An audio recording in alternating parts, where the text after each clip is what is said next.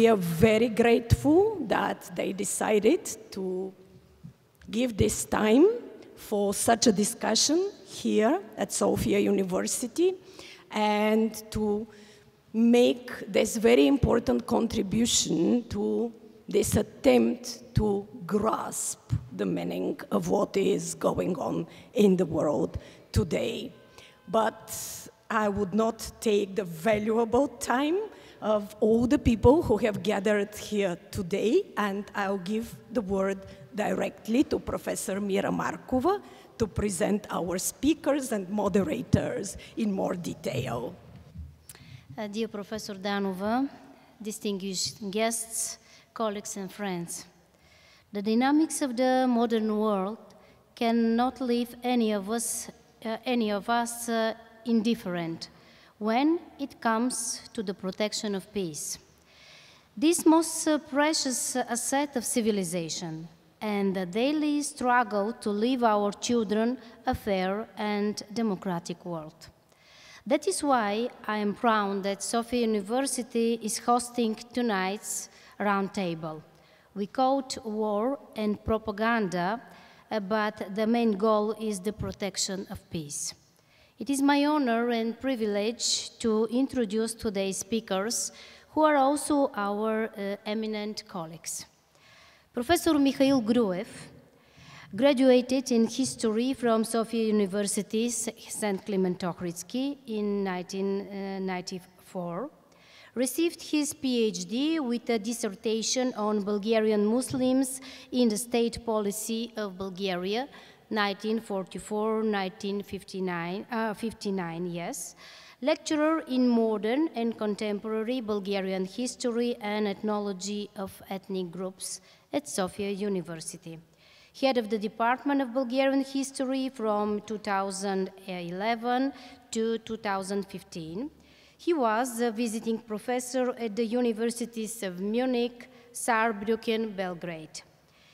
He is author of the book, 3 books, and many studies and articles on the problems of the so-called revival process, the collectivization of the Bulgarian countryside, the communist elite, etc. Since March 2015, he has been the chairman of the State Archive Agency. As a researcher, Professor Gruev knows how to face challenges, ask questions, and seek unconventional answers. Already in his first book, Between the Pentacle and Crescent Moon, but the Bulgarian Muslims and the Political Regime, 1944-1959, on the fate of the Bulgarian Muslims, he confronts 2 points of view, that of the official communist authorities and that of the Bulgarian Muslim population itself. The author tries to present the fate of the ordinary people. It is this humanization of history that is most difficult but also most necessary today. Professor Gruev presents a critical assessment of the recent past. He is always distinguished by a serious civic position, standing behind the maxim that there is only one truth. Professor Mark Kramer is leading scholar of Cold War history, East European history and theory of the international relations. He is director of Cold War studies at Harvard University, senior fellow of Harvard's Davis Center for Russian and Eurasian Studies, a senior fellow of Cold War International History Project at the Woodrow Wilson Center, and a university professor teaching history as well as maths.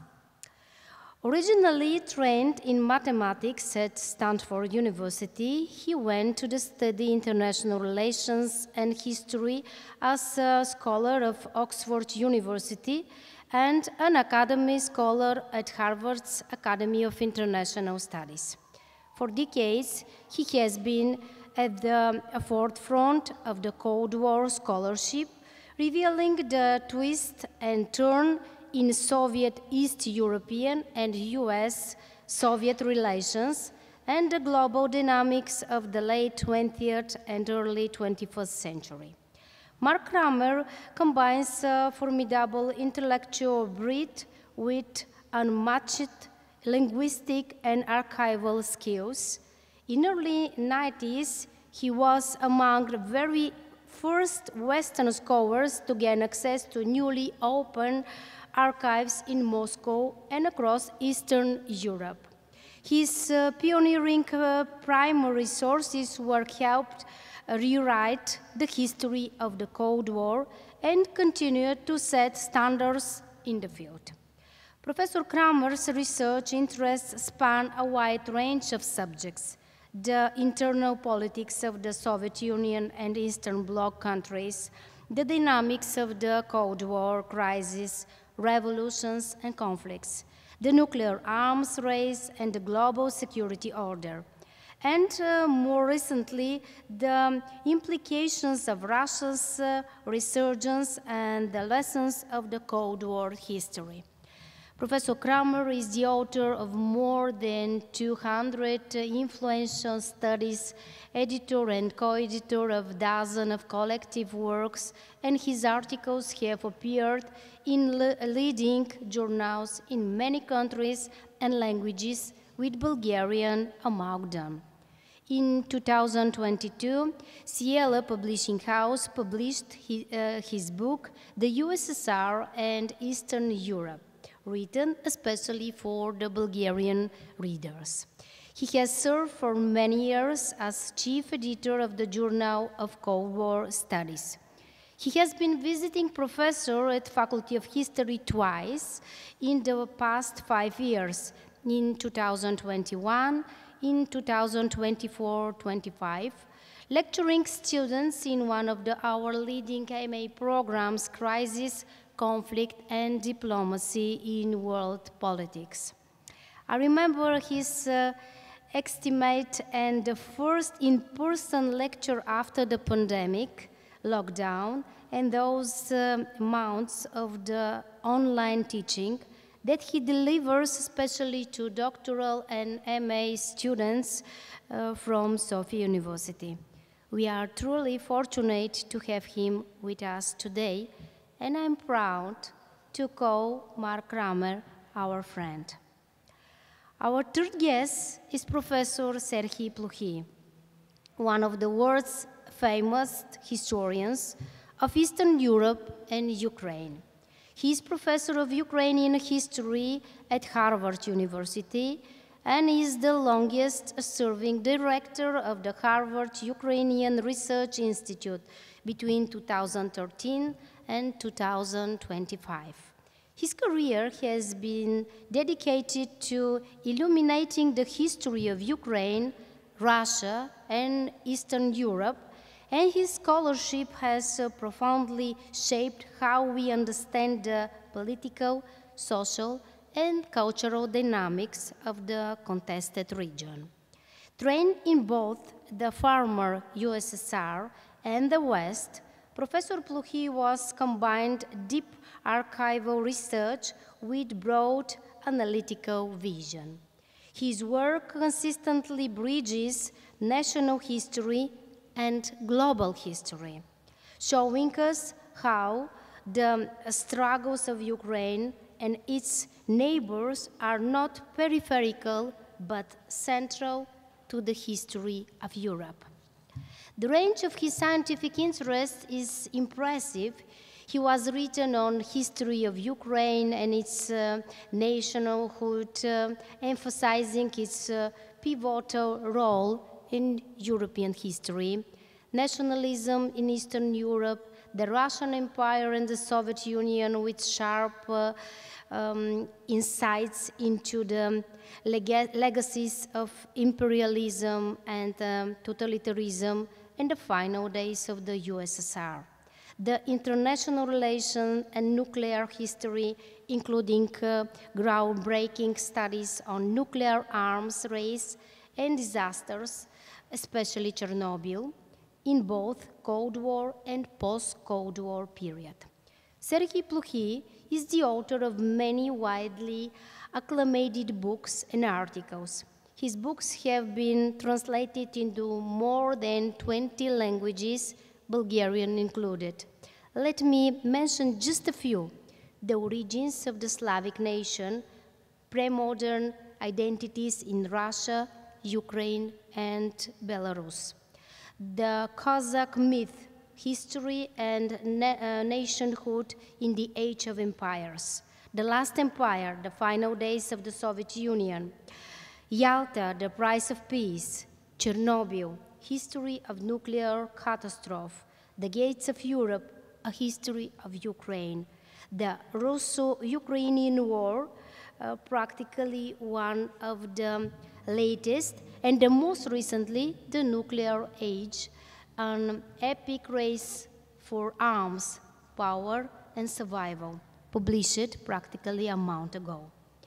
Across the works, one theme stands out. Professor Plохий has been a leading voice in showing how history is not only about the past, but also about the choices, conflicts, and aspiration to our present.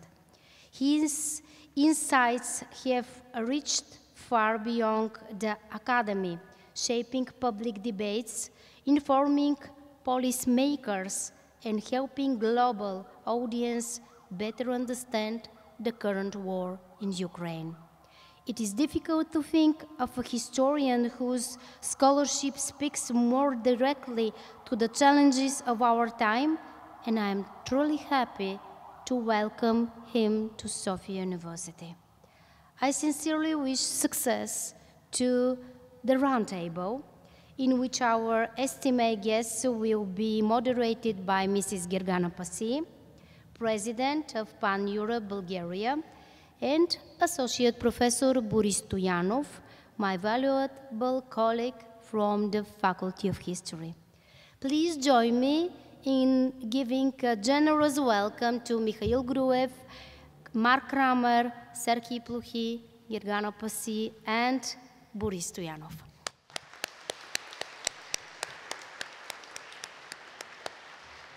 So, Mrs. Pasi, the floor is yours. Thank you, Professor Markova. Thank you, Professor Danova. Thank you for making this happen. Thank you, Professor Stoyanov, and also for integrating the non-governmental sector to be part of this gathering.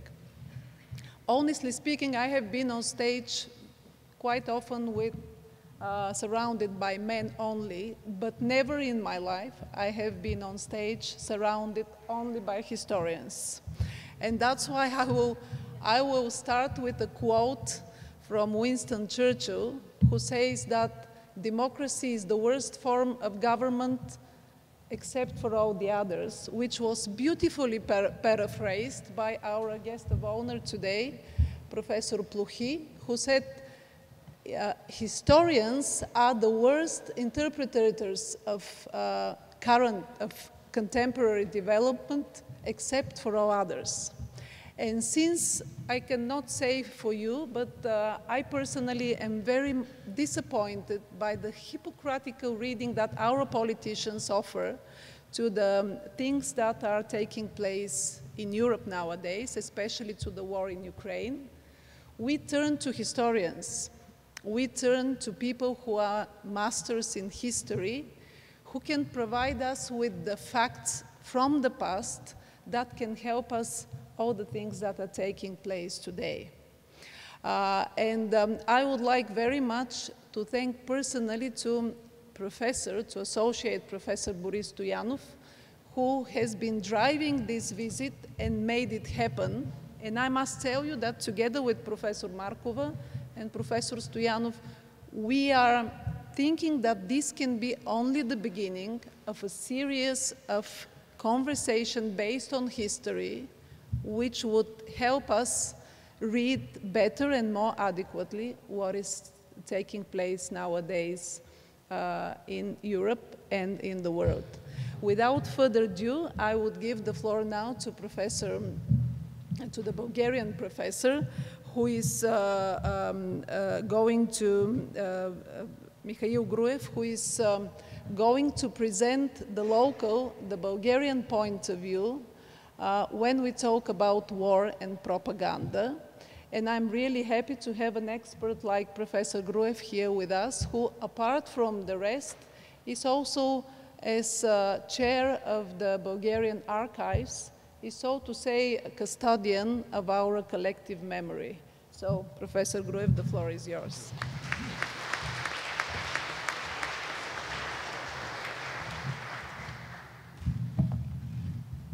Distinguished guests, ladies and gentlemen, let me first to thank for the invitation to the organizers here, Professor Stoyanov, to Professor Markova, Professor Madeleine Danova.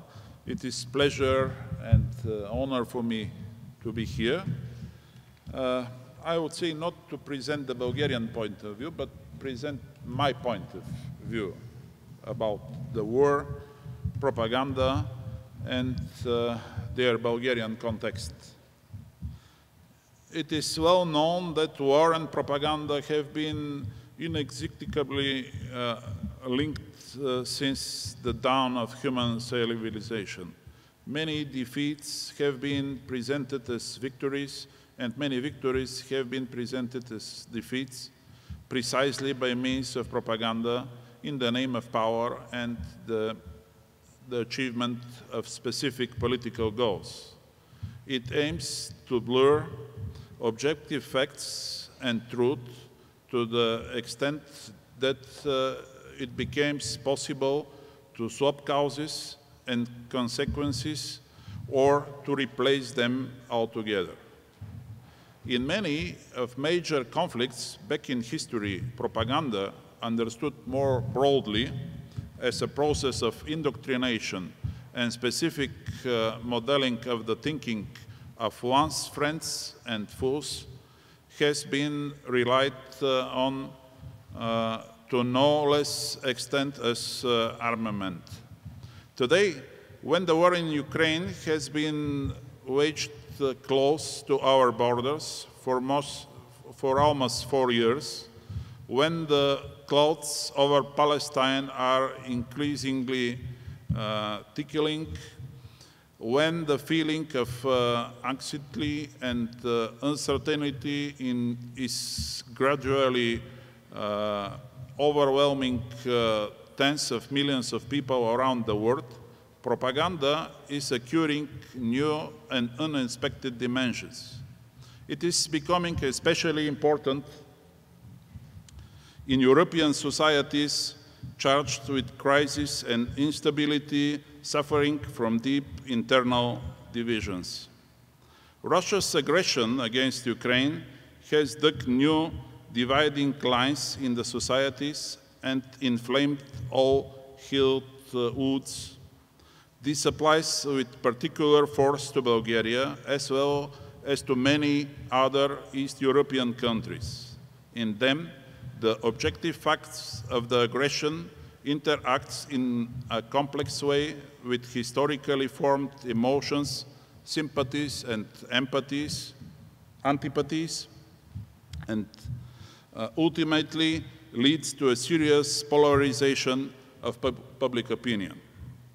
In the context of Russia's war against Ukraine, the Bulgarian case presents a curious exceptions compared to many other countries. For example, one cannot ignore that the fact that Russophilia, understood more generally as an acknowledgement of the Russian contribution to Bulgarian liberation, was far from winding up with the 19th century. Through the common Orthodox faith, linguistic proximity, and Slavic idea, it was consciously cultivated and practically embedded in the modern Bulgarian identity.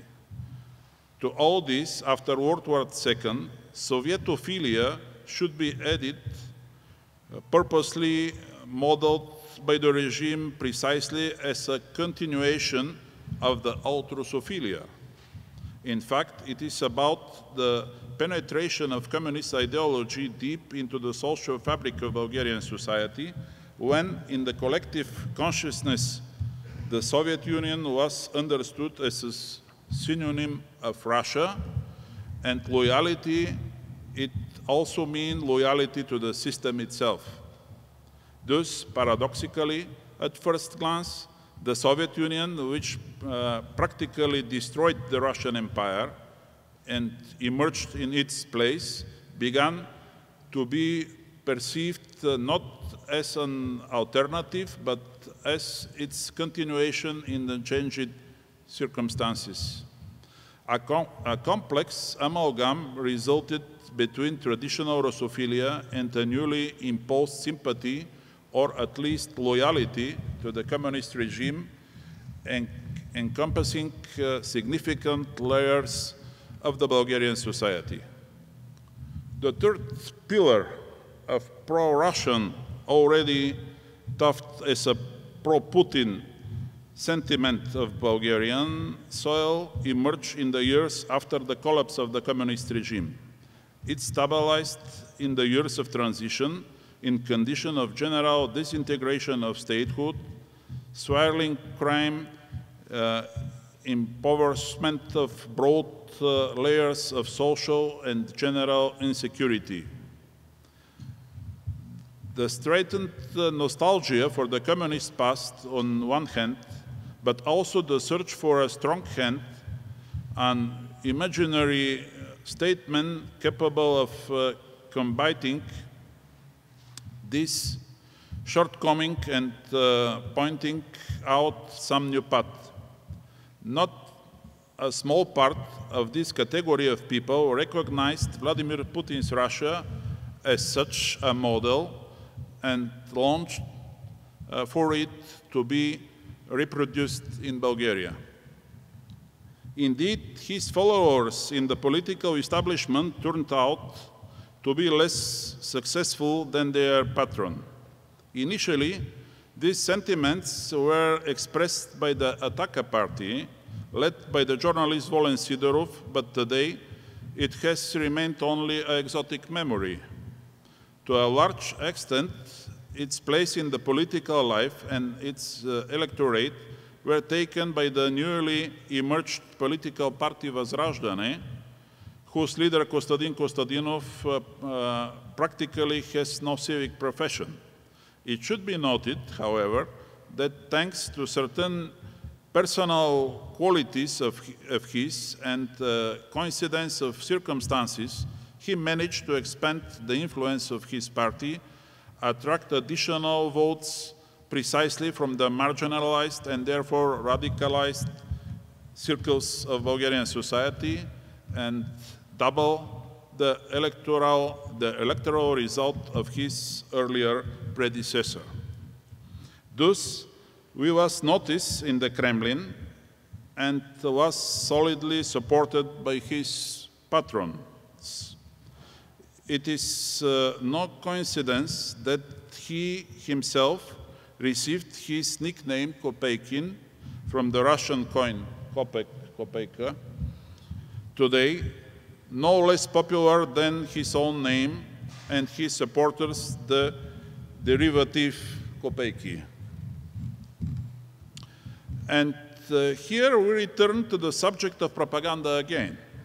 A group of Bulgarian sociologists and media experts united around the Foundation for Humanitarian Research and led by Professor Dimitar Vatsov, made a lot of efforts and managed to map the networks of influence of Russian propaganda through the media, social networks, and in the public space.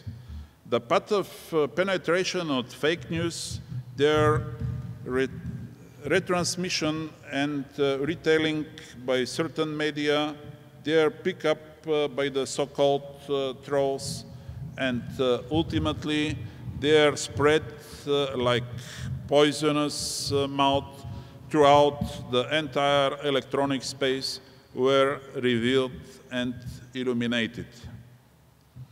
The other thing that the research group undoubtedly established is that there is a direct connection between the degree of penetration of this propaganda and the social vulnerability of the recipients. It would be too simplistic, however, to describe the group of Putin's followers in Bulgaria only through the sympathizers of Kostadinov's party. To them should be added several smaller parties, as well as the circle around the President Truman Radev. All of them have too different a profile to be considered as a general category in terms of political science. Thanks to the influence of Radev and the circle around him, they cannot be considered as a general sociological category. In addition to marginalized and socially disadvantaged groups, it also includes politicians, business people, and many other influential individuals, which seriously change the picture.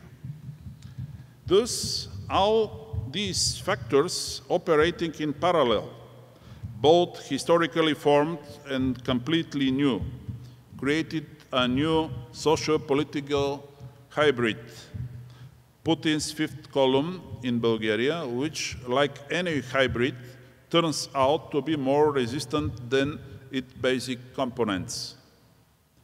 It contains traces of the traditional Russophilia that was mentioned,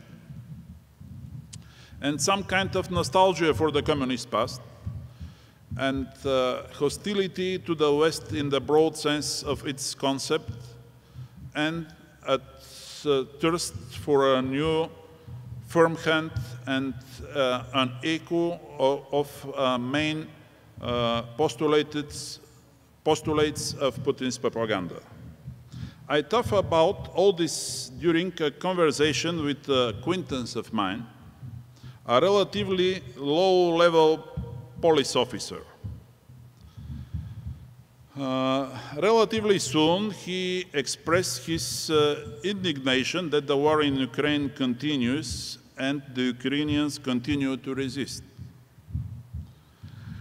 To my reply that the aggressor is someone else, after all, and the Ukrainians are simply defending their homeland, they convincingly developed the thesis that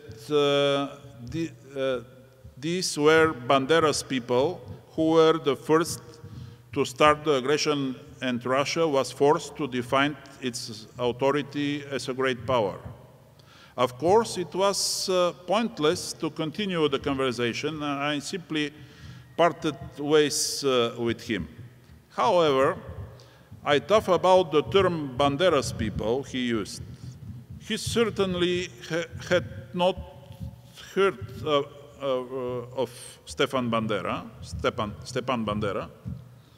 and had no idea whatsoever about history of Ukrainian nationalism.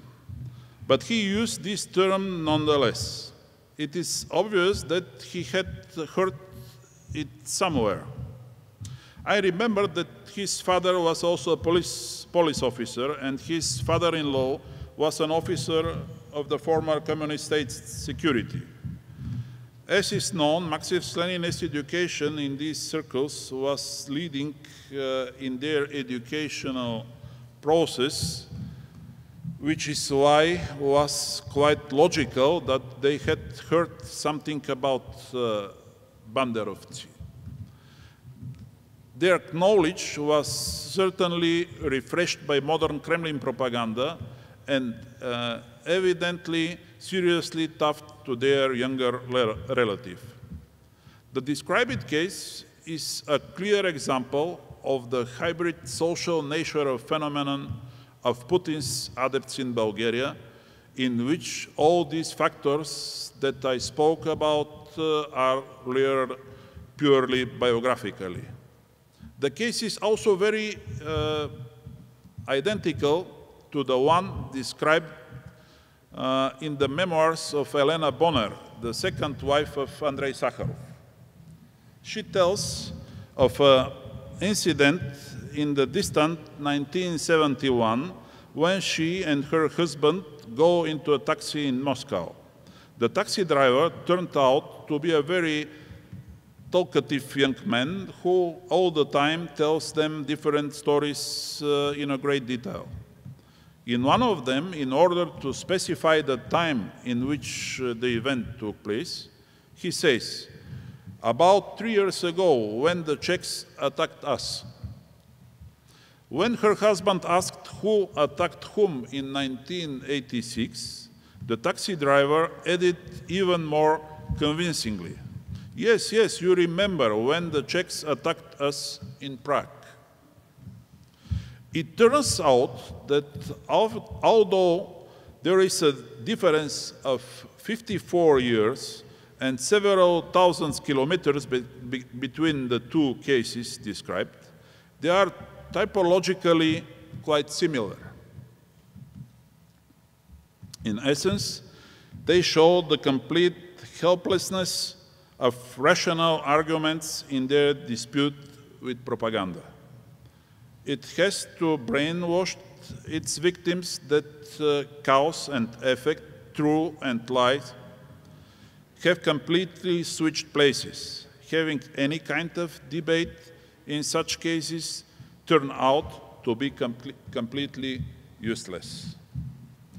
But how should we oppose all this? Because accepting the fact does not mean that we should simply resign ourselves to them and not try to counteract them. It seems to me that simply counteracting propaganda with counter-propaganda or counter-disinformation is actually counterproductive. There are so many different sources of information of the world today that replacing the facts would make any cause extremely problematic in the eyes of smart and thinking people. Quite the opposite. It is our duty and calling to present the facts as they are in order to have the truth on our side. Here, the responsibility of the intelligentsia, the media and science in the Eastern Europe societies is enormous. What has been said so far does not make the Bulgarian case absolutely unique in Europe. It is known that governments in Hungary and Slovakia are at least partly sympathetic to the Putin's regime, and his Croatian counterpart has a very similar position to that of the Bulgarian president. Of course, the ruling party in Serbia should also be included into this group. There are also pro-Russian parties in larger part of European countries. Yes, indeed, the reasons for the positions of the mentioned governments and politicians, as well as for the behavior of the mentioned parties themselves, are very different and can hardly be summed up. However, they show a wide range of cases in which the Bulgarian case is not unique. It is also a fact that the war significantly overturned pro-Russian attitudes among a significant part of the population. If before the war, according to data from various sociological agencies, about two-thirds of those surveys expressed a positive or neutral attitude towards Russia, after its beginning, this ratio reversed and more than two-thirds expressed a negative attitude. Indeed, for various reasons, negativity towards Ukraine subsequently increased to a much lesser extent, but it is a fact that Bulgarians feed themselves from a century-old stereotype about them, namely their labeling as Russophile people.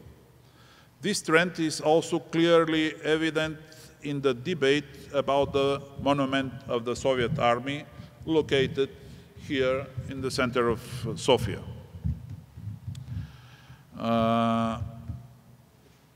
Even before its partial dismantling, it became clear that the majority of Sofia residents see it primarily as a symbol of foreign occupation and are in favor of its removal. Although this act also aroused a lot of criticism, which resorted to non-political arguments for its preservation, aesthetic, historical, etc., the fact is that the residents of capital overwhelmingly supported this act.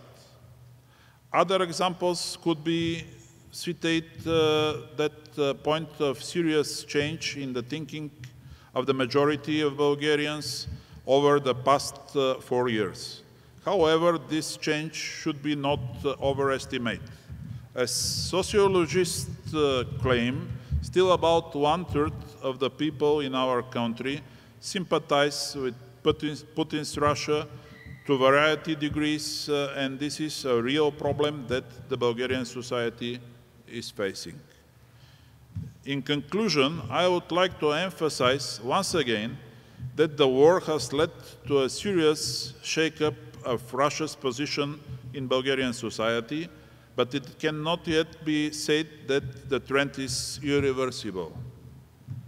A significant part of Bulgarians are still looking for and finding various historical, emotional, family, etc. reasons to sympathize with Russia without seeing a problem in the action of Vladimir Putin. However, this strengthens the responsibility and role of the intelligentsia in Bulgaria's foreign friends. The current meeting is a step in this direction, and I hope that it will be received as a very wide response. Thank you. Thank you for that. We continue digging into the past, and the floor is already into the hands of Professor Mark Krammer.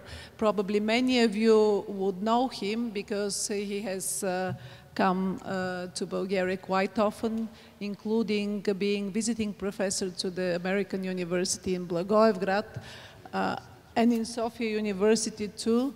Professor Krammer, would you allow me just to add 2 or 3 personal strokes to your name so that this always moves the speaker closer to the audience. He is married to a Bulgarian lady, Serhii femme. Sitting there.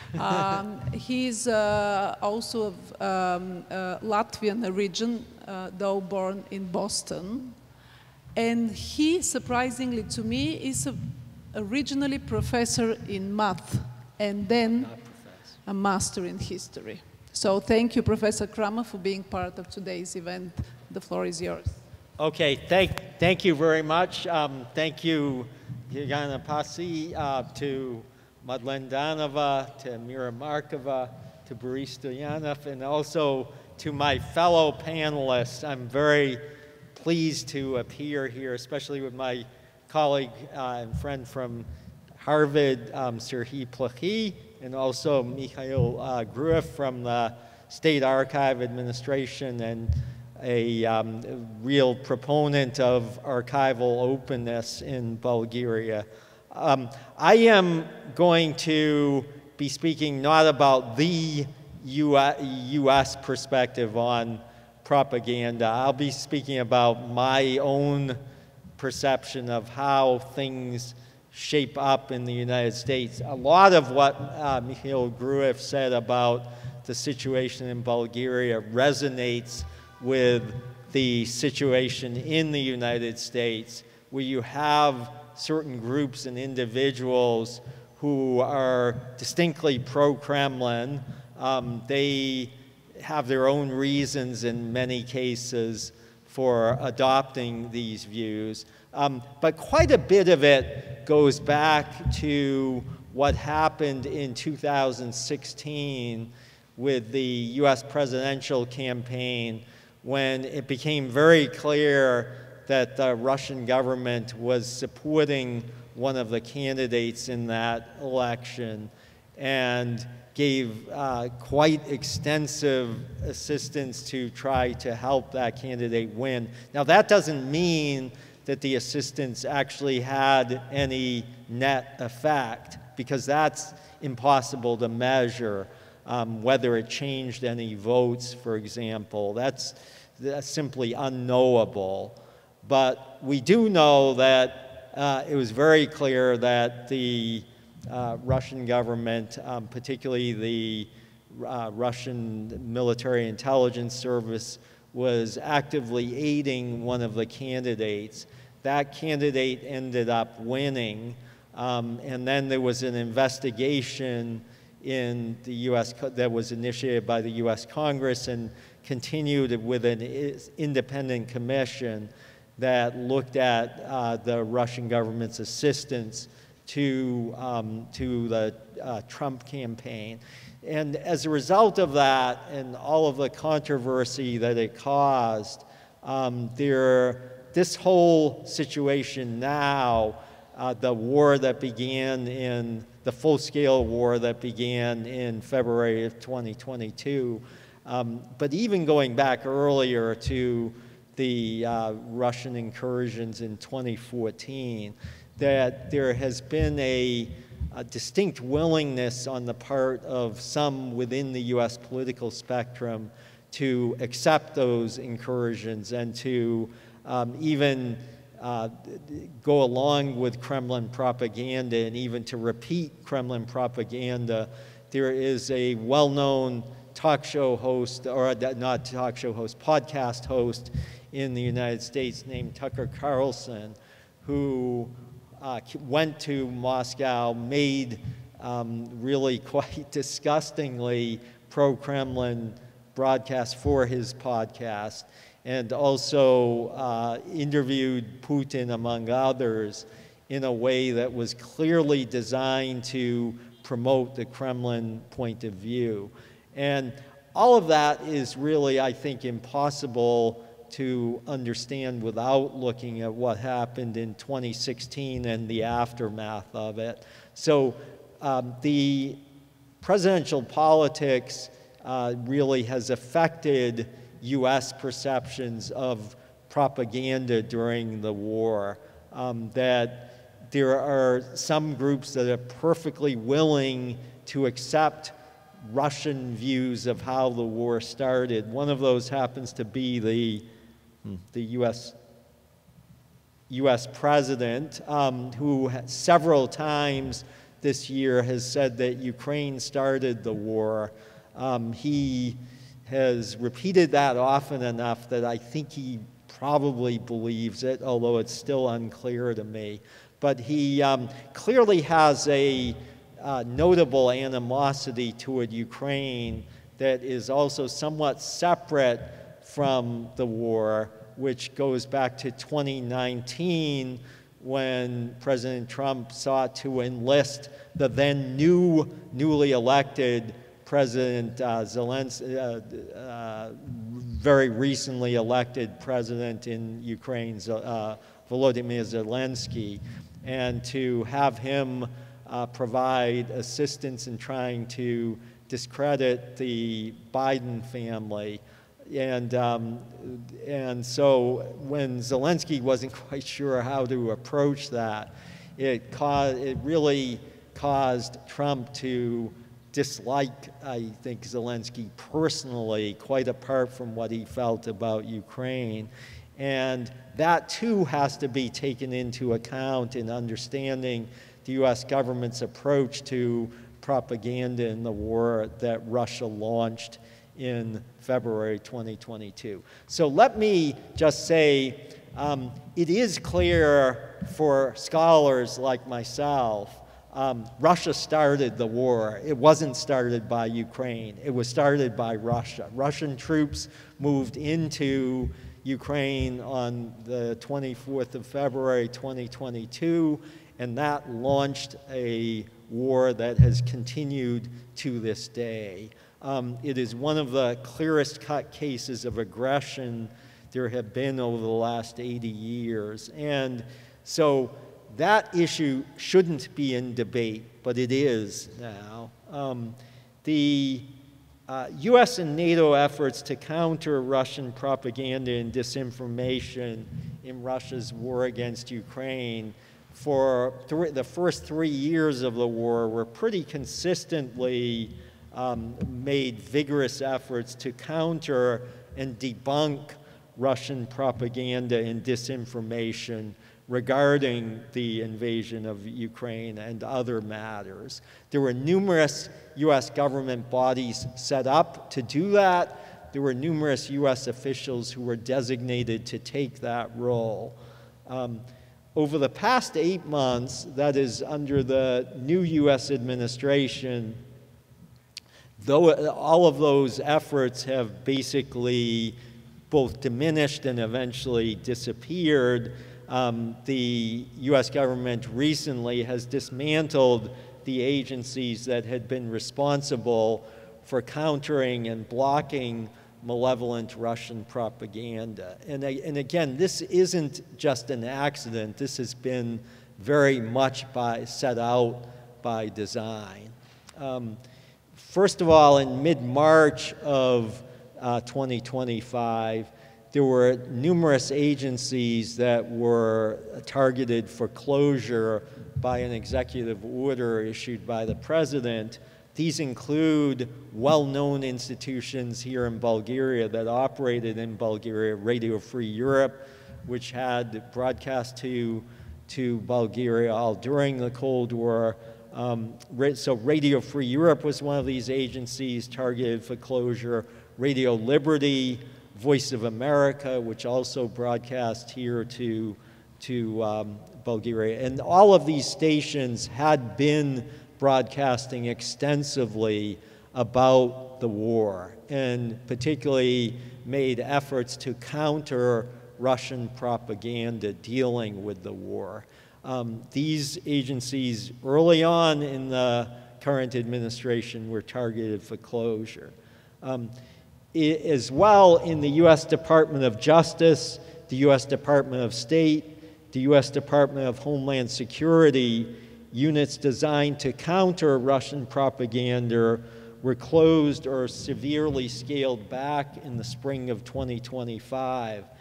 It was a dramatic change from long-standing US policy, that these units were set up about 30 or so years ago in most cases, and now they have suddenly been closed at the very time that they are needed to counter Russian propaganda about the war. I knew several of the people who worked in these counter-propaganda agencies, and they were disheartened that their mission had suddenly been taken away. They felt that it was more important than ever.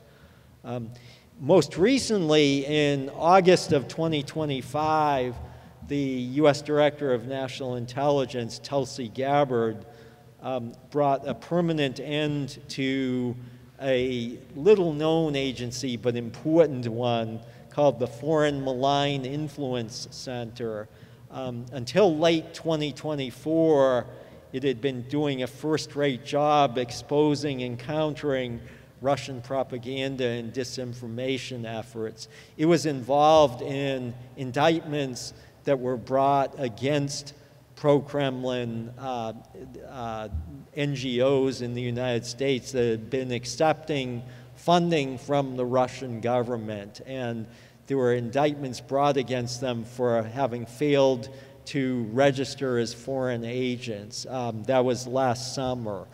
And this body, because of congressional opposition in the aftermath of Donald Trump's election last November, that it forced the congressional opposition, forced this agency to be closed. And then in August, Tulsi Gabbard, the Director of National Intelligence, announced that it would be permanently closed, that it would not be brought back.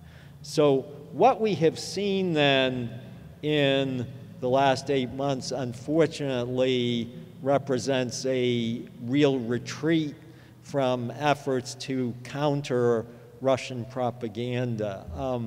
There have been, again, certain efforts that the current administration has made to try to improve relations with Russia, which may, again, is a worthwhile goal, but it clearly is being done at the expense of sacrificing relations with Ukraine and trying to acquiesce, not only acquiesce in Russian propaganda, but even promote it and to justify it. So I am quite disheartened myself as a US citizen in watching what has happened over the last 8 months. I do not belong to a political party. This is not a political message. It is one on someone who believes that foreign aggression should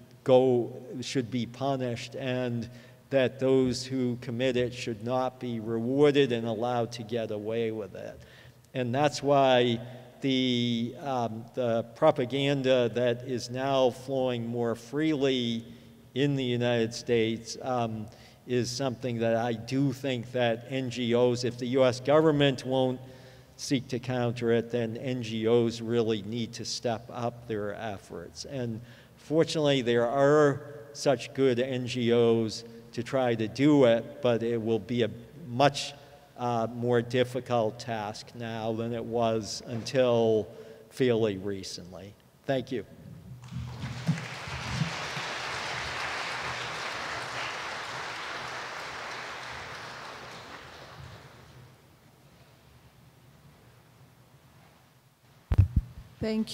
Thank you, Professor Krammer.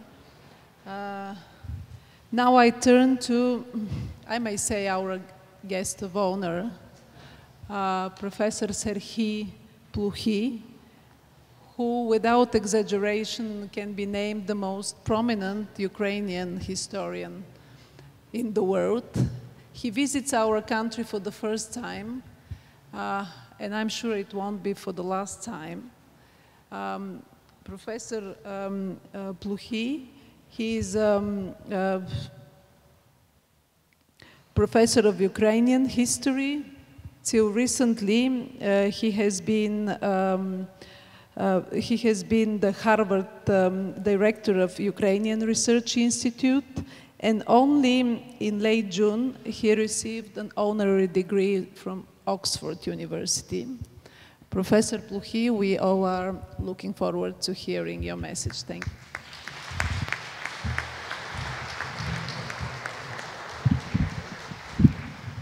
Thank you very much for this introduction. Thanks a lot for inviting me to take part in this panel, in this discussion, and also visit your wonderful city and country, Bulgaria. This is indeed the first time that I am here, and I certainly share this hope that it will not be the last time. I will be talking about Russian propaganda in Ukraine, but also there will be some broader themes and topics that touch upon not only Ukraine, but the Western alliance as a whole and Europe in particular.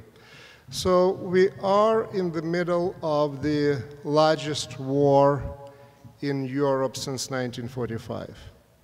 Depending on how you count it, it's also probably the largest war in the world since 1945.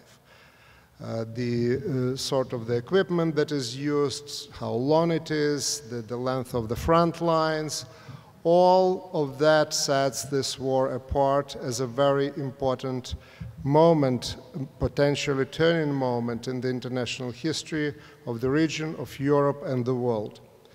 This war brought many new things that were not there in the wars of the past.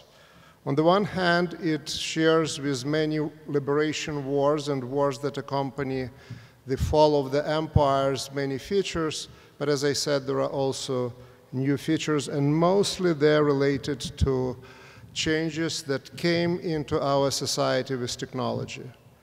What you often hear and read about in the news is that this is a first war of the drone era, and drones, not only air drones but also sea drones, became an important part of the story and the way in which Ukraine tries to use technology to fight numerically and otherwise superior adversary. But this war is also happening in the age of information revolution, which really puts the propaganda and information operations at the center, or at least close to the center of the warfare.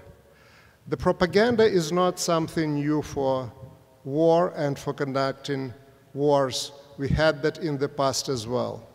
But what is happening today is that the development of social networks produced opportunities for promoting a particular views, conducting information operation on the level that didn't exist before.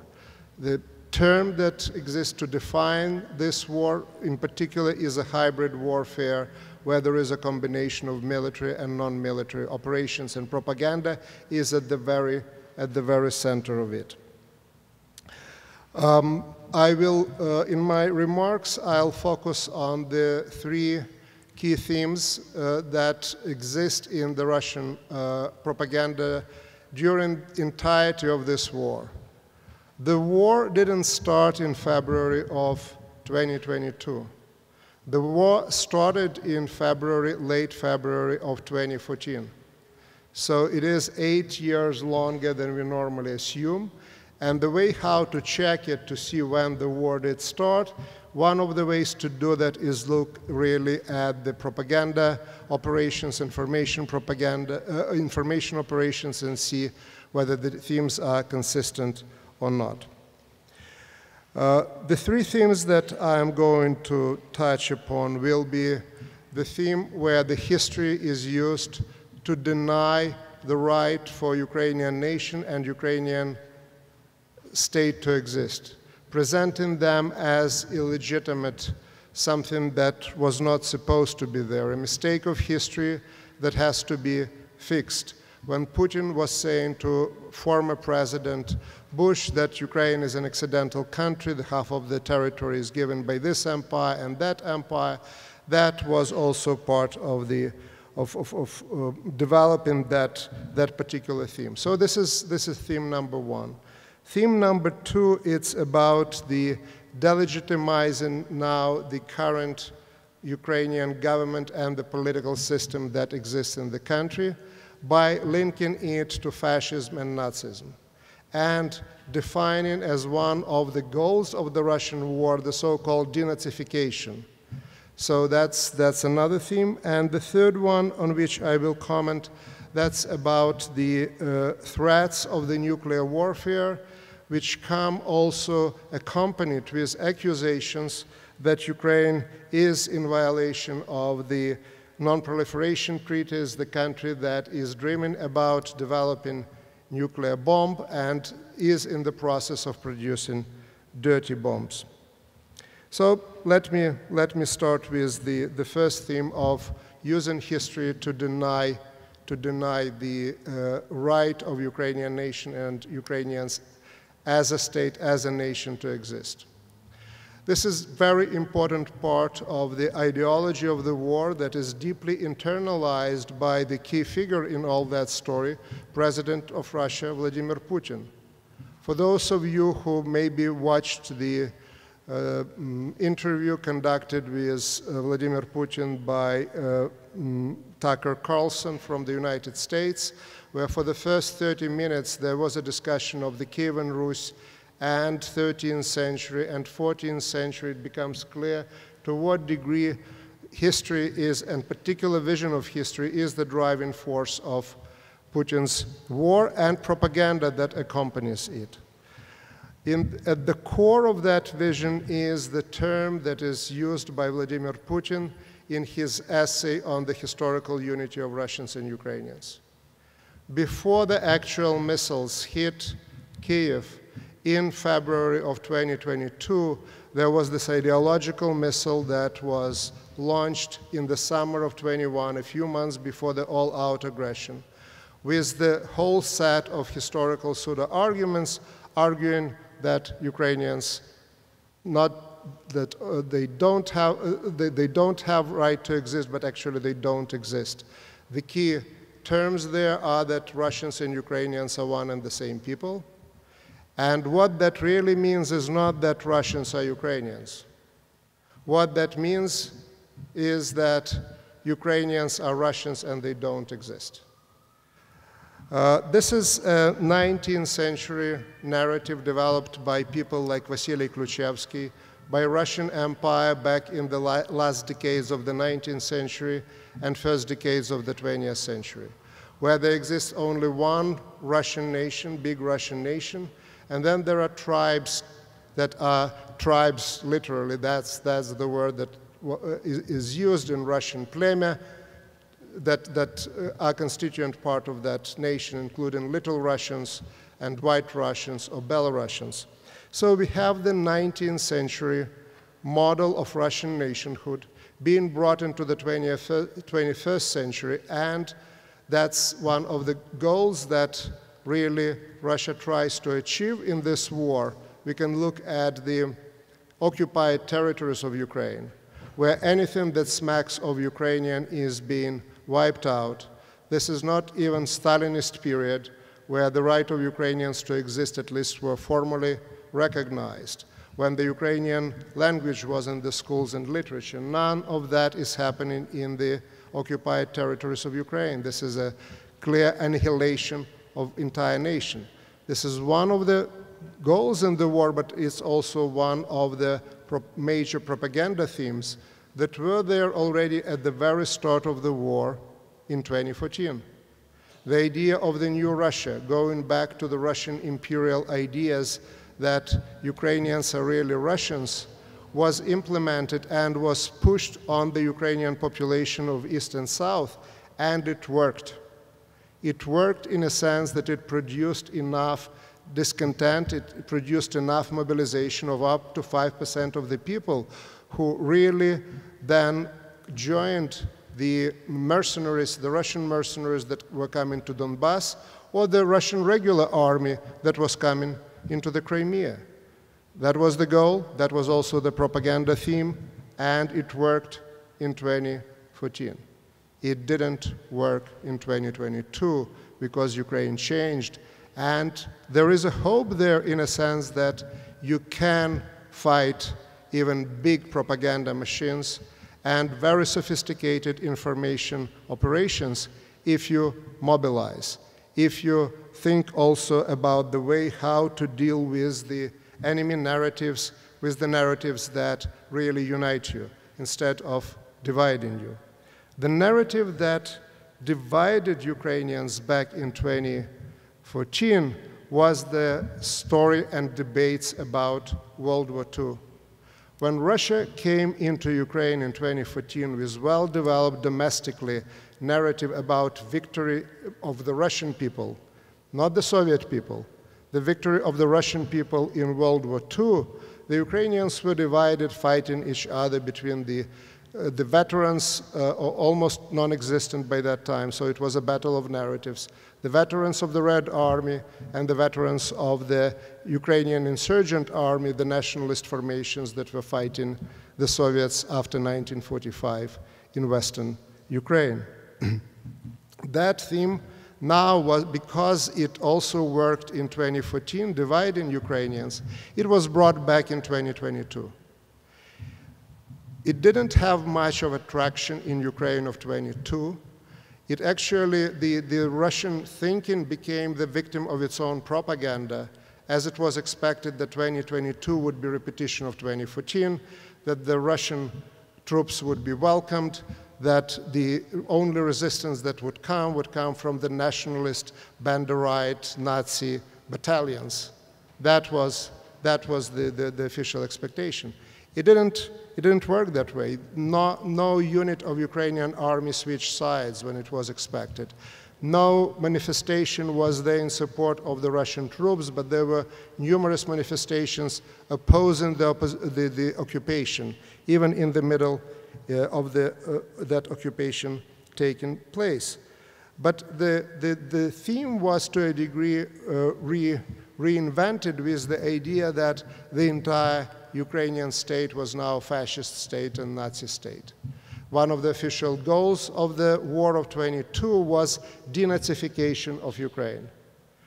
The country that, unlike Russia, preserved democracy and elections, and country in which you don't know who the next president would be, and where the opposition functions, and where no radical nationalist party is present in the parliament, unlike in most countries of Europe.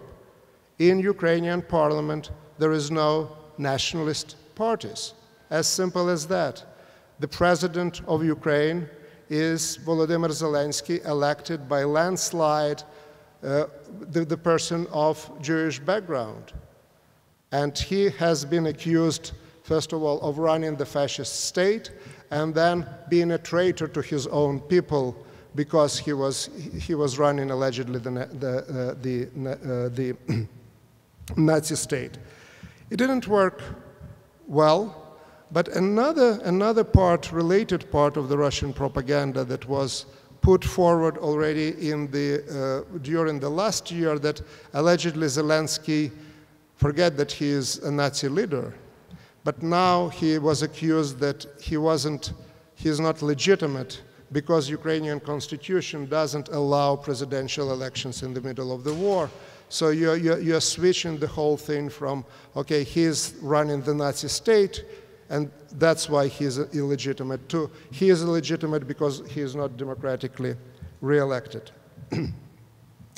Little traction of this change of the narrative, and that narrative got in Ukraine, but it certainly got people who were listening and who were trying to use that to achieve their own political visions and goals. The idea of the Zelensky autocrat, the Zelensky not being elected, got to the very top of the American politics. So it didn't work. Certain things worked in Ukraine in 2014, didn't work in 2022, but they would work in 2025, far away in the United States. The third theme that I promised to you to talk about, and this is about things nuclear. I think that Russian blackmailing of the West with the nuclear weapons is by far the most successful Russian information operation of this war. It comes in variety of ways, in variety of models. It started with the nuclear threat, veiled nuclear threat by Vladimir Putin in his announcing of the Russian invasion of Ukraine in the early hours of February 24, 2022. It continued then with the accusations of Ukraine of building the atomic bomb. Allegedly, Ukraine was building atomic bomb. Where? In Chernobyl, hiding it from the world, when Chernobyl is the most monitored part not only of Ukraine but of entire Europe by international organizations. But the Chernobyl theme was there because Chernobyl was occupied by the Russian army, a violation of all international norms, and the first time that atoms for peace, the nuclear power plants, were really turned into atoms for war, as the nuclear power plant first in Chernobyl, then in Zaporizhzhia in southern Ukraine, was used for military purposes. Zaporizhzhia till today provides shelter for the Russian bombing of the city of Nikopol across the Dnipro River, and certainly presents a major threat of the nuclear accident. The American intelligence assessed the threat of or potential threat of Russia using tactical nuclear weapons in Ukraine at 50% in October of 2022. That's when the Russian lines collapsed in Kharkiv region as the result of successful Ukrainian counteroffensive. And that was the time when Russia was forced to withdraw its troops from right bank Ukraine, from the city of Kherson. So Russian operation, special military operation, collapsed, and the potential was of collapsing the entire front lines. Whether Russia really considered use of nuclear weapons, or it sent messages to the West that it was considering it, but that message was certainly received. And one of many explanations of why the assistance to Ukraine was coming slowly and not in the way that would really change the course of the war in 2022 was the threat of Russian nuclear weapons, delivered again and again, if not by Putin himself, then by former president of Russia, Dmitry Medvedev. And it worked. The concern was that if Ukrainian troops break through the Russian lines of defense in southern Ukraine, Crimea would be isolated, and Crimea was considered to be a nuclear red line for Putin. The West really behaves in the way it behaves not only in Ukraine. The recent attacks on Poland with 16 drones, at least in my understanding, this is, with the exception maybe of Turkey, if you look at Europe exclusively, this is the first open attack on a NATO country that at least today received no clear response, and was followed, of course, by new nuclear threats now coming from the Kaliningrad Oblast, from the former East Prussia. The West lost ability to respond in the way that would stop escalation. The inability to respond really contributes to the escalation as it encourages the aggressor or potential aggressor. This is true for this nuclear game that I am talking about, but it is also true about the propaganda war that is being waged. As was mentioned here, the United States is self-destroying itself in terms of its ability to really present some sort of defense line toward the propaganda that is coming from Russia. And what is happening today is that the only hope that the aggression would be stopped, also in the realm is propaganda. The only hope is the mobilization of the European countries, which are now directly threatened. They have been threatened for decades by propaganda and information operations, but now openly threatened by drones, by the cyber attacks, which are happening now on the daily basis, producing all sorts of chaos in the skies of Europe.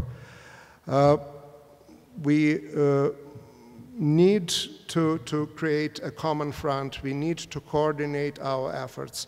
This is something that is in interest of Ukraine. This is something also in the interest of Europe. Ukraine fighting today really buys time for Europe to get its act together. And I hope that this is something that will happen, and I can add that it has to happen soon. Thank you very much for your attention. Thank you very much, Professor Plохий. Thank you, dear colleagues, for being here with us, especially to you. Heartfelt thanks, Professor Krammer, Professor Plохий. Professor Plохий managed to find time to join us in his very busy schedule, and especially after his exhausting trips to war-torn and native Ukraine.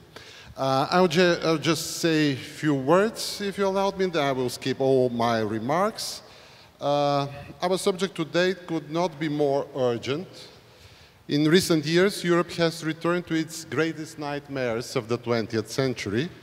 After the COVID-19 pandemic, a full-scale conventional war was unleashed, the likes of which we believed would never happen again, and to the propaganda war of the Cold War, which we were sure was outdated with all its characteristics. As it became clear from your talks, we are experiencing all this not only in a shortened period of time, but also in our own way. And I have, as I said, I will skip my remarks and I will ask you, the three of you, only one question.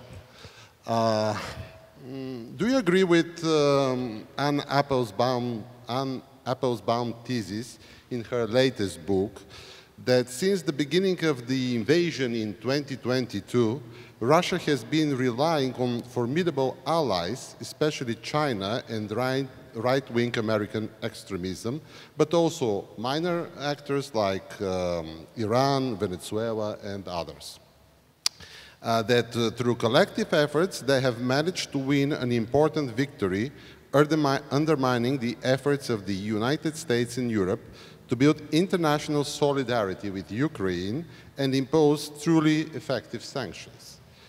That they have prevented the Biden administration from consolidating American public opinion in support of the attacked country.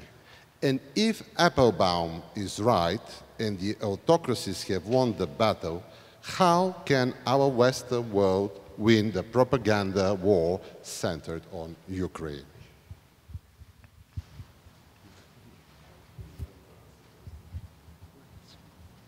Okay, I guess I will start. First of all, I think that broadly she's correct. It is interesting that during the Cold War, support for the Soviet Union came from the far left in the United States.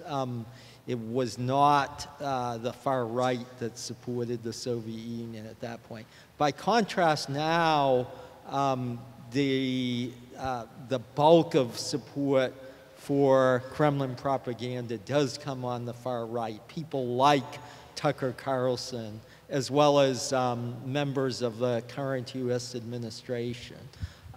So in that sense, the allies now are quite odd, but they nonetheless are ones that are allowing the Russian government to consolidate its positions in line with other autocracies, because we are dealing not only with China, but also, there are governments that have contributed troops to Russia's effort, North Korea, Cuba, and so there are other autocracies that are eager to join that club. Let me also, if I could, just add one quick, Serhii raised a crucial point about the fall of 2022, when the Russian army was in headlong retreat. The Ukrainian forces had the Russian forces on the run. It was really a golden opportunity to win the war, to defeat Russia on the battlefield. I think it is a tragedy that the U.S. government, at this point under the Biden administration, and especially the National Security Advisor, Jake Sullivan, made the decision to hold Ukraine back, to urge Ukraine not to pursue full-scale victory, to withhold certain assistance to Ukraine. It basically gave in to that Russia nuclear propaganda, because again, my sense after many, many years of studying Soviet Union and Russia is that when push came to shove, the Russian government was not about to start a nuclear war over even such a calamitous event as defeat in Ukraine would have been. Russian leaders are vile in many respects, but they are not suicidal. And so for the US government, it would have been worth the effort worth the gamble at that point, because there were gambles like that arose during the Cold War as well. And US leaders at that point were willing to take certain risks. So in this particular case, if I had to single out one instance of propaganda that had its greatest effect, it was in the fall of 2022, exactly as Serhii described. So let me turn it over. It's okay if I go next and then thank you, Mark. And I want to pay you back with developing one of the themes that you raised, and this is the Cold War and the lessons and the experience of the Cold War. We, for too long, we were looking at the Cold War as some absolutely terrible thing that happened, and Cold Warrior became a dirty word. And the Cold War deserves also attention with other sets of questions of how the world managed to stay alive during the nuclear age. And there are some useful lessons that have to be learned, and one of them is that Russia is not the only nuclear state, that you don't blink, you don't retreat all the time. And the Cold War perspective and frame, it seems to me, also helps to think about Anne Applebaum's suggestions. We, to a degree, emerging, or at least were emerging in the last 5 years out of the world that was described as the end of history in terms of not just Francis Fukuyama was talking about liberal democracy, but there was general perception that the world dramatically changed, that the big war is the thing of the past, and that the entire world will be liberal. That's where it is moving. If you remove that frame and perspective and bring back the perspective of the Cold War, so what happened so terrible and unexpected with China or India? During the Cold War, China was not on the side of the Western world. Why would it be suddenly today? Why do we have that expectations? India was the leader of the non-alignment movement, playing on both sides. It continues doing the same. What is new? What to be surprised about or excited about?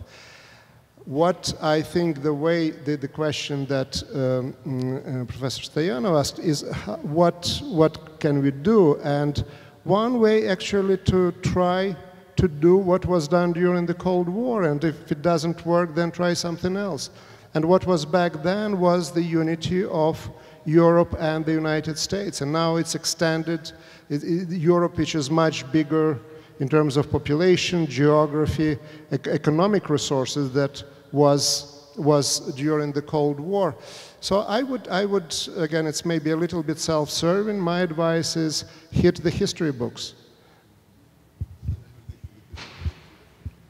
So what concerns Anne Applebaum, maybe I wrote the book, of course, but it was expectation according to she, that it will be start a new Cold War. It not happens. In fact, there is no potential for such thing. But Anne Applebaum don't give answer what to do, and this is the general question why we are here, and this is an open question. Yeah, so being already in the phase of the open questions, I turn to the audience and open the Q&A session. I see already hands are raised.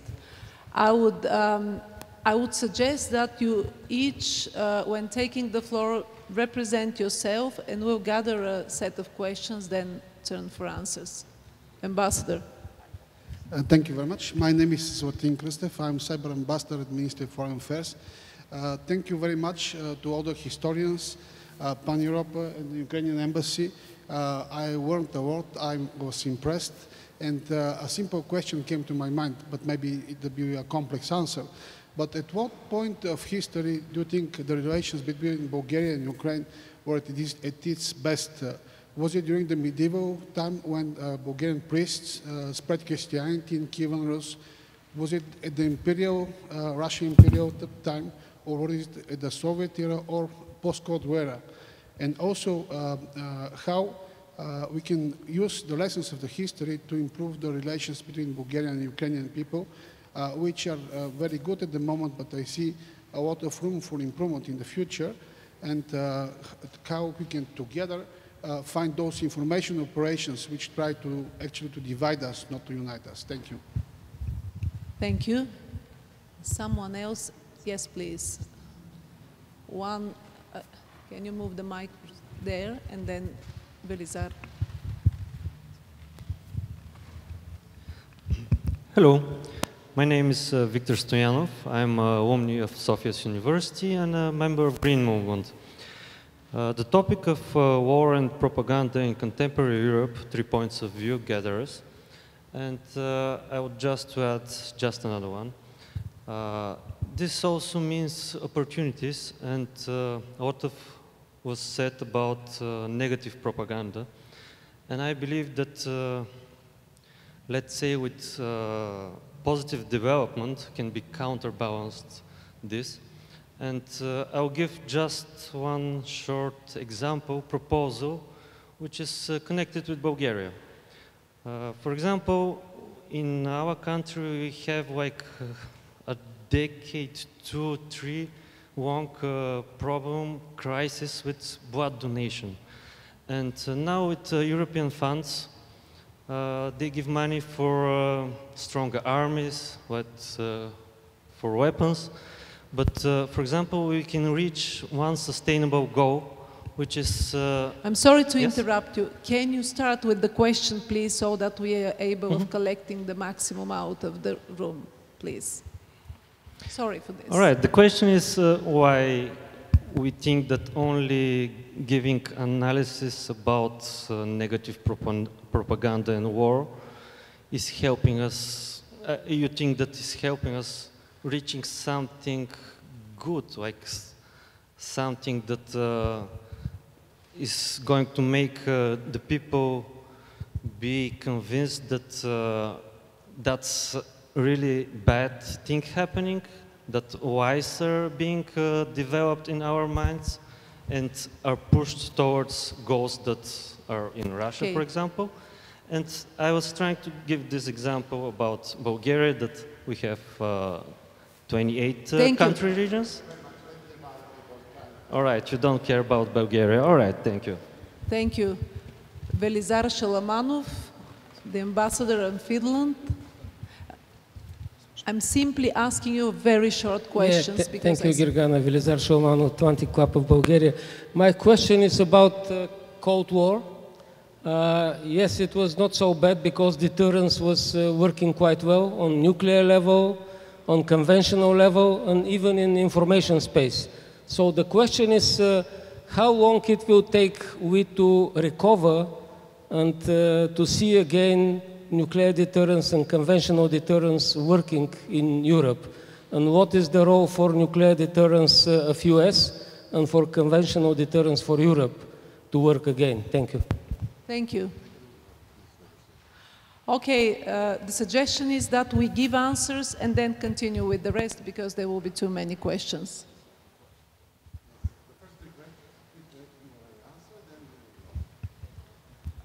Okay, I will do my best to answer quickly. I think the first two questions were connected in that I would argue the best way to counter noxious Russian propaganda, and I will be unequivocal, the propaganda in this war there is propaganda on all sides, but the propaganda on Russia's side is so overwhelmingly noxious that is offensive and destructive, that the best way to try to understand it is to look carefully into the claims that are made. Serhii Plохий enumerated many of these, the notions about Nazis and all kinds of other ridiculous claims. So I would look carefully into those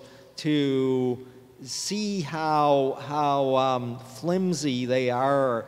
And for example, to look at the article that was published under Putin's name in July of 2021 on the historical unity of Russians and Ukrainians, that to look into that and see how really, again, divorced from reality the arguments made in there. You can look at the books that are available now in Bulgarian that Serhii Plохий published on the history that deals with Russia and Ukraine, the rise of Slavic nations from medieval times to the present. And if you want an accurate account of history, and you can understand there the way Putin has really forged a false interpretation of history. So there are those. With regard to the question about restoring deterrence in Europe, very good question. That it will ultimately, I think, given what has been revealed during this war about U.S. politics and the potential for a U.S. administration to depart from 80 years of U.S. foreign policy, including the first Trump administration, where the United States stood by an international order in Europe that had been set up in the aftermath of the Second World War. That is no longer the case. And so it will be very important for the European members of NATO to take on far more responsibility for their own security and to take on a larger share of responsibility for defense in Europe in the future, both nuclear and conventional. It's not going to be easy because the United States is the preponderant member of NATO, but it really has to be done because of what has been revealed during this war about the potential unreliability of the United States. And I say that with deep sadness, but it is evident now that that potentially the largest preponderant member of NATO is not going to be reliable enough in the future for the members of the alliance to depend on it. Thank you. Unfortunately, the acoustics were of the kind that not every element of the question I got it, but I'll comment on the general theme of the question. The first one was on history and Kievan Rus and Ukraine and Belarus. I'll tell you an anecdote about you have a lot of patriotic people here in Bulgaria. The moment I got into the hotel and a person there helped me with my luggage, he told me, well, you know that Bulgaria is the oldest country in Europe. I said, I don't know that yet, but I'm prepared to learn. And then he said, do you know that we gave Russians the alphabet? I said, well, you gave Ukrainians the alphabet, and then Ukrainians gave it to the Russians. So I think that's very important part of the story, where some parts of the history that we take for granted because they're there for centuries, they're not really reflect the reality, because Ukraine was not on the historical map. Once you put it there, even history of Bulgaria will start to look differently. We had The two Bulgarian cultural influences come in Ukraine. So I think the time is to rethink also history of Ukrainian-Bulgarian relations. On the issue what to do, my understanding is that the most, beyond the nuclear threat and the use of nuclear weapons, the most effective way how Russian propaganda or the reaction that it produces in Europe is the position, stop supporting Ukraine because you are funding war, and as the result of that, more people die. Well, the story there is that occupation is not peace.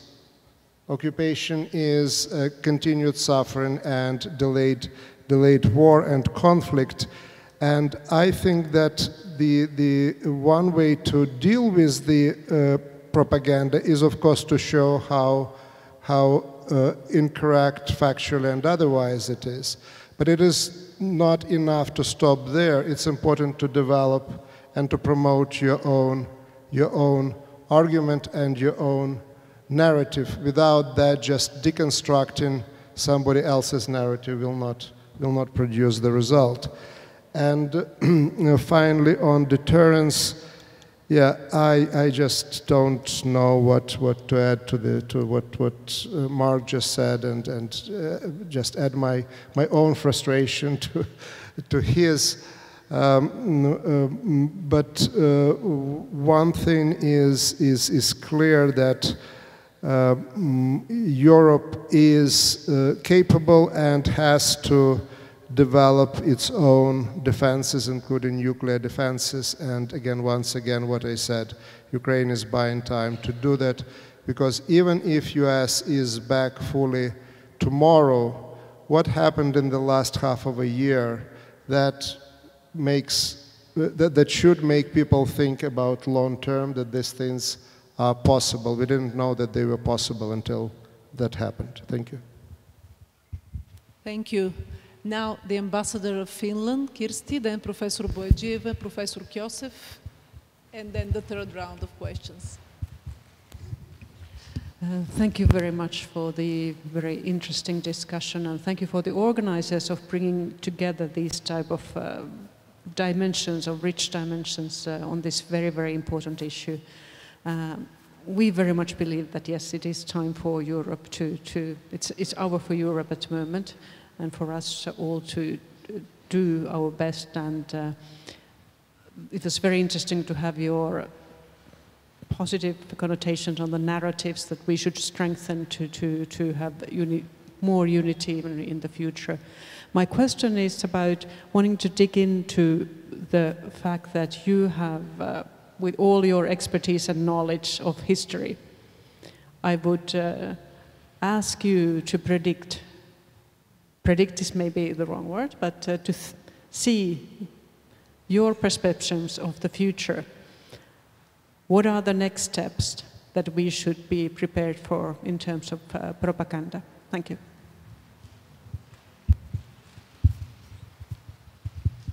Professor Boyajieva. Thank you very much. Good evening to everyone. Thank you very much for this very interesting discussion, and I would like to extend my special thanks to Sophia University for bringing us all together, and Pan-Europa, Bulgaria. I am alumni from the Sophia University Faculty of History, and I'm very, very happy to be here with you, with my colleagues.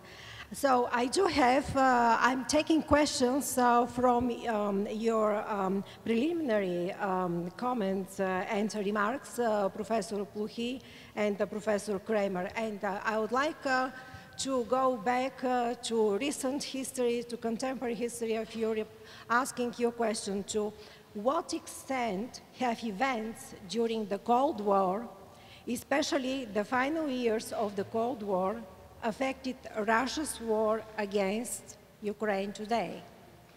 And one more question, if I may. Does Russia's invasion of Ukraine reflects a desire for a lost empire, the imperium represented by the Soviet Union. Thank you very much for your answers on behalf of me and my colleagues from the Institute of Balkan Studies who are all here today. Thank you. Thank you, Professor Boyajiv. Professor Kyosef, keep in mind that we can barely hear you because of the acoustics of the room, so the shorter you keep the questions, the better will be for the answers. Alexander Kyosef, Sofia University. My question is directed to Professor Plохий. It seems to me that there is a strange difference between the function of propaganda in Bulgaria and the function in propaganda in Ukraine or about Ukraine.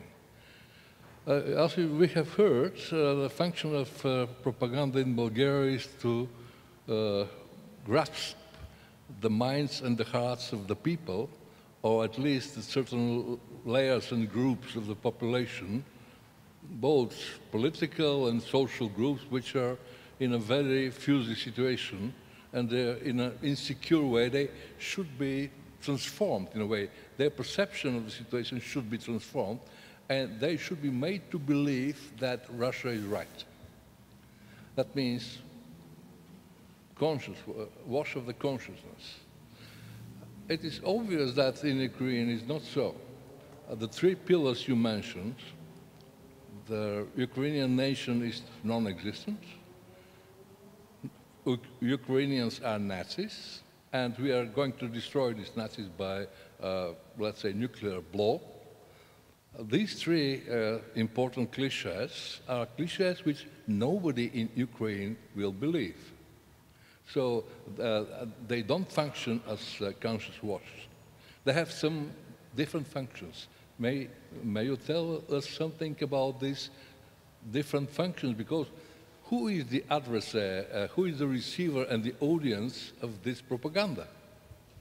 With regard to the audience for Russian propaganda, there are two, I think. One is the domestic audience in Russia, that is the Russian public.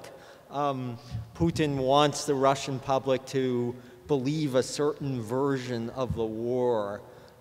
And so a lot of the, including about Nazis and all kinds of other really florid propaganda that bears no relation to reality, a lot of that is for the Russian domestic audience. But then there is also the audience in Western countries, including the United States, of those pro-Kremlin groups, including some here in Bulgaria, but that are targets to think that Russia is legitimate in its war. So there are two audiences, I think, external and internal. But the internal is ultimately the more important. That Putin wants the Russian public to believe he's doing the right thing, because bear in mind, he is costing Russia hundreds and thousands of Russian lives, the lives of Russian males. Quite a few of these are older Russian males, criminals and the like, but there's also an entire generation of young men in Russia who've been sacrificed, all for this terrible war that should never have begun. With regard, you're the ambassador from Finland, is that right? Well, one of the results of this war is that Finland is now a member of NATO. Finland became a member of NATO, and I should add, I published a book 4 years ago, I guess it was, about the Soviet Union and European neutrality. So it looked in some detail at Finland during the Cold War, and I felt already then, this was back in 2021, that events could move in such a way that Finland would aspire to join NATO, and Finland did aspire to join NATO. Unfortunately, one of the results of the turmoil in US politics over the last 8 months is that the worthiness of joining NATO is perhaps in greater doubt than it was at the time that Finland joined a few years ago. But but still, there's no question that that European countries, I think, can provide for their own defense. They I think will have to, though, because that long-standing, 80 or 75 years of relying on the United States, that I think it has been permanently damaged. It's not to say it's gone, but it has been significantly damaged by what has happened in U.S. politics. And it never, unfortunately, again, I say that as someone who is a strong supporter of NATO and who wants to see Europe secure and whole. And I wish the United States could play, and I think it still can play a constructive role in that, but it can't do it right now. And then with regard to the question about the Cold War and its impact on the war, there's no question that Putin's narrative of this war and a lot of the content of the propaganda that he has overseen is driven by his sense that that Russia, which he views as the inheritor of the Soviet Union, was unjustly treated in the Cold War and lost in that in a humiliating way. So, but that's not significant. That's not sufficient, in my view, to explain the war. It's not simply a question of overcoming humiliation. There is, instead, I think, something in that long-standing historical quest for imperial domination that is so much a part of the Russian nation. You can find this very well described in Serhii Plokhiy's book. That quest for empire that has been so much a part of the Russian nation. And so without taking account of that, humiliation isn't a sufficient explanation. It certainly contributed, and Putin, who was a proud KGB officer, both in the internal organs of the KGB and then also in the, for a few years in the foreign intelligence part of the KGB. He certainly felt humiliation in the way the Cold War ended, but at the same time, without, again, that sense that Russia has to have that quest for empire, I don't think you can fully explain the war. My name is Vasil Petrov, and I'm an alumni of the King's College of London War Studies Department. My question is in the broader sense of propaganda and in the fundamental rise of extreme right-wing propaganda in the US and its intensity. I wanted to ask, do you believe that this rise has taken some sort of inspiration by Russia's propaganda ever since the Cold War? And if so, has it also inspired propaganda in Europe?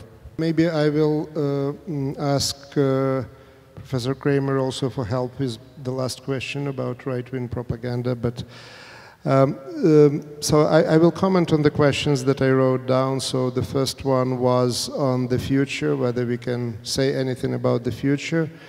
Looking at the historical experience, one thing that I can say is that the appeasement works now exactly in the same way how it worked back in the 1930s. So the aggression not stopped early becomes more persistent. I have no doubt that there would be no attacks on Poland by drones if the Ukrainians would get enough support to stop Russian aggression. There would be no Russian aggression of 2022 if the response to the annexation of the Crimea would be at least half of what was to the aggression of 2022. So the more silence, the more appeasement, the more aggression. That's how it worked in the past. It looks like that's how it works now. The Cold War, what I can add to what Professor Krammer said, it ended with basically agreement between the United States and then Soviet Union and then later Russia on solving conflicts in many parts of the world, from Middle East to South Africa to Afghanistan, the way how the Soviets withdrew from there. And one area of the world that was undecided what would happen there was the post-Soviet space, where the United States decided that the declaration of independence by the republics was for real, when the Russians were thinking that the independence is just a nice name, but in reality this is sphere of Russian control. So in that sense, that was one part of the Cold War that wasn't included in the settlement. It wasn't, both sides allegedly recognized independence, but they thought very differently about it. And whether it's an attempt to restore the lost empire, this is definitely an attempt to restore control of the former imperial space and its resources, to be able to compete with China and European Union. But in case of Ukraine, this is also an attempt to create a new Russian nation state by including territories where there would be, population would be Russified or treated as Russians. So it's the imperial tendencies go on, but there is also this Russian particular type of nationalism where Russia tries to go the way of other former empires by becoming a nation state and at the same time keeping imperial territory under control, not giving up on the territory. The audiences, different audiences, I can add one that is called, for the lack of a better word, Global South. And there it's really the absolute miracle that the Russia propaganda is performing, because it positioned itself and credibly in the eyes of former colonies of the Western powers as the anti-colonial power and their leader. When you look at the map of Russia, you don't get that sort of territory by being a nation state. The country that wages imperial war tries to sell itself, and quite successfully, to the countries in the global south as anti-imperial force. The reason is, of course, that it is anti-Western force, and that's where the real common platform has been created. And the right-wing in the United States, I don't know whether, Mark, would you agree to comment on that? Again, the odd thing about the situation now as compared to the situation during the Cold War is that the right wing in the United States was shrilly against the Soviet Union. There were anti-communist organizations set up, and the situation now is one that is driven by domestic politics, so that that you have the odd situation in which Russian Orthodox Church, which is one of the most servile arms of the Russian government and has gone out of its way to support the war against Ukraine, has consecrated soldiers who've gone off and been killed there, and used various means of convincing them that they are doing a noble, blessed work. That in the United States there is this following for the Russian Orthodox Church, not because of religious reasons, but because of that they are seen as supportive of the kinds of values that the far-right groups support. Now, almost all of that, though, is connected, as I mentioned before, to electoral politics, and especially what began with 2016, continued with 2020, and most recently took place in 2024. Perhaps, say, 10 years from now, after that era is over, perhaps a situation will return that is more normal, in which propaganda is assessed on its face value. But right now in the United States, far-right groups are assessing Russian propaganda through the prism of electoral politics. Concluding for the entire, well, that's a big honor and responsibility. And well, I can certainly say that I learned a lot from the comments of my colleagues here. And the entire theme, frankly speaking, forced me to think about the war in the terms that I didn't think before. I didn't ask questions about propaganda in my book on the Russo-Ukrainian war, but it is extremely important part of the story, and the part of the story where we are all targets, but we're also where we all have agency. And my hope is that the discussions like that really turn us in a much more effective and much more informed citizens that are equipped to protect our values, because at the end of the day, what is under attack are our values and their commitment to them. So I certainly, that's the impact that discussion is having on me, and I hope that is also something that can be felt and accepted by audience and everyone here as well. So thank you once again for this opportunity.